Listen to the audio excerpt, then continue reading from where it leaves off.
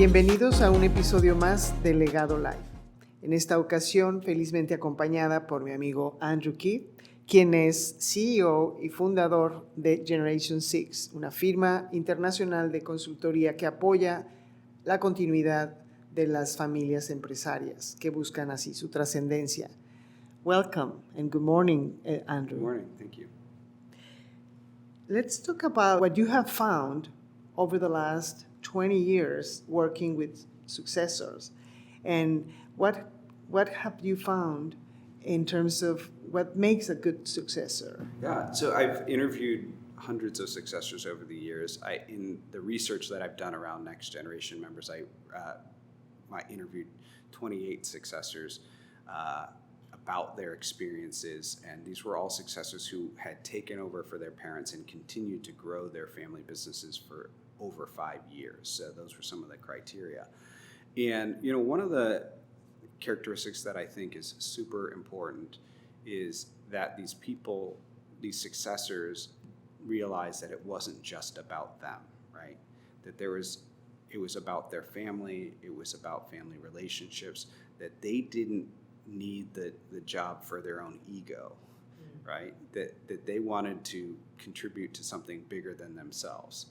Now, that said, they had a sense of self-confidence and a belief in themselves that they could do the job. And that strength gave them the ability to face challenges, because every successor is going to face challenges. And do you have the self-confidence? Do you have the belief in yourself to face those issues? So a sense of humility is very important. A strong sense of values. One of the successors that I interviewed was an 11th generation family member from a bank in Great Britain. And she said, she had this quote, which I love, which is that people talk about values as if they're these soft, fuzzy things, but values are actually very hard and edgy because they make you do things that other people won't do. And that 11th generation member, in order to take on her leadership role in the family company, had to sign on to unlimited liability, personal liability, and that's a pretty big hurdle to overcome. But she had such confidence in their values and the way they operated that she was ready to make that commitment. So, be humble. Understand that if you're leading a family business, that the family relationships are important. The family relationships are the foundation of your family business. If you're a strong family, you can solve any business problem, right?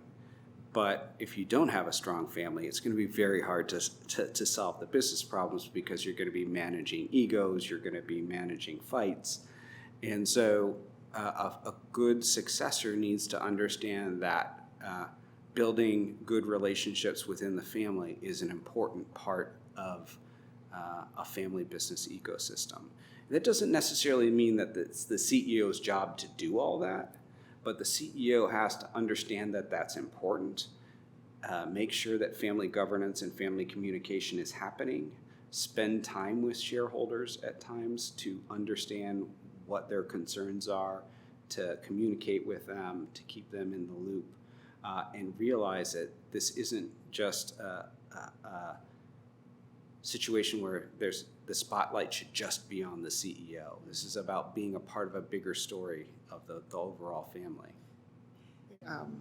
Having those conversations, having good relationships, it sounds pretty easy as you share with us this quote of your friend in England, but in practical ways is how you deal with these feelings and values that we should know that this is for the good of not only one person, but for the family, and it's a heavy loaded statement that it's not that successor is those followers, but at the same time it's the same level of importance, right?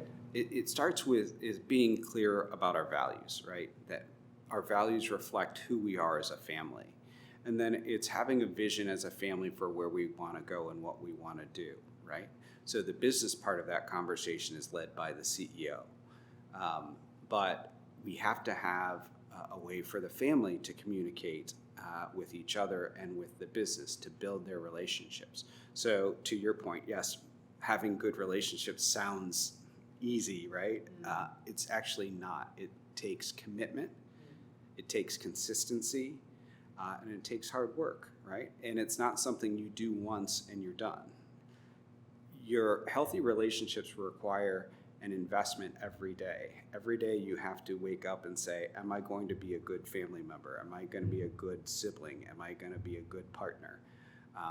And you make those investments in how you show up to conversations. Do I show my family members respect when I have conversations? Do we talk about the things that are bothering us openly and with care and respect? Or do we yell and scream at each other? Two different scenarios, right? So you have to make that choice every day. By listening to you again, it comes to me this, you have to be, to develop those soft skills, that emotional intelligence, and we recognize that in many cases, especially when we are talking about maturity, and those skills take more time, longer period of time, and sometimes those successions have to happen right away. So one of the things that's key is to understand that in a long-term successful family business, you don't just need a business leader. You also need family leadership at times. And that may not come from the CEO, right? So we need to understand what are the requirements of the different positions, right? So the CEO has to have the business skills, and hopefully they have the people skills to also manage some of the family stuff. But in every family, you're going to have a variety of personalities. You're going to have a variety of different styles. And some people are going to be highly emotionally intelligent, and some are not going to be as emotionally intelligent. So we have to start the conversation about communication early. We need to educate people consistently over time, and we need to practice communication. We only get better at communication if we make good faith efforts to have the conversations and improve how we show up in those conversations. Many times it's like certain actions or things to do get more of family's attention, right? As opposed to, in order to get those differences in the family that makes them strong and really the competitive advantage, we don't pay attention. Right. Sometimes families really try to move to a solution too quickly because they want to have a feeling of accomplishment in getting something done. But when it's done at the expense of hearing everybody's voice, valuing everybody's opinion, and making sure everybody's included in important decisions, it can create a lot of problems later. Now, there are always decisions that you have to make. You have to do the best you can in the moment and make quickly. But whenever you can, with especially big decisions which are about the long-term health and well-being of the business, the slower you can go, the more you can get people aligned, the more you can include people's voices in the process, even if they don't have the shareholder vote. Maybe they have non-voting shares. You still want to include their voice in the conversation so that they will be more supportive of whatever decision is made. Thank you very much again, Andrew. Hasta aquí un episodio más de Legado Live.